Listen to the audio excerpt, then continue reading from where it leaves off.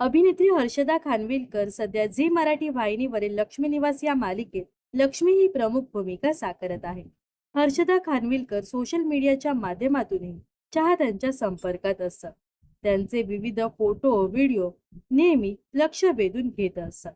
नुकताच त्यांनी एक व्हिडिओ शेअर केली आहे. व्हिडिओमध्ये त्या म्हणाल्या, जो व्हिडिओ मी पोस्ट करत आहे तो खूप महत्त्वाचा आहे. मी आताच एक लाईव्ह कार्यक्रम बघून आले आणि कमाल असा परफॉर्मन्स होता. खूप सुंदर परफॉर्मन्स होता. खूप टाळ्या वाजल्या. मी खूप एन्जॉय केलं. सादरीकरण करणाऱ्यांचं खूप कौतुक करून मी बाहेर पडले. हर्षदा खानविलकर पुढे म्हणाल्या, अचानक मला जाणवलं की अशा लाईव्ह परफॉर्मन्सचं थ्रिल मी अनेक वर्ष अनुभवलं नाही. म्हणजेच मी शेवटचं 1999 मध्ये नाटक केलं होतं. लग्नाची बेडी असं त्या नाटकाचं नाव होतं. त्यानंतर कदाचित पालिकांमध्ये काम करत असल्यामुळे कोणी मला विचारलं नाही किंवा तसा योग आला नाही. मला जाणीव झाली की मला हे हवं आहे. मला लाईव्ह परफॉर्मन्स करायचा आहे. मला लाईव्ह प्रेक्षकांच्या रिॲक्शन अनुभवायच्या आहेत. मला मराठी नाटकात काम करायचं आहे. त्या असंही म्हणाल्या की मी मॅनिफेस्टेशनला खूप विश्वास ठेवते.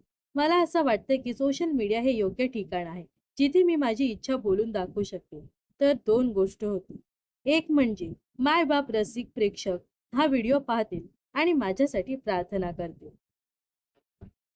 दुसरी महत्त्वाची गोष्ट म्हणजेच हा व्हिडिओ कदाचित नाट्य निर्माता, नाटक दिग्दर्शक, लेखक किंवा कलाकार यांच्यापर्यंत पोहोचेल.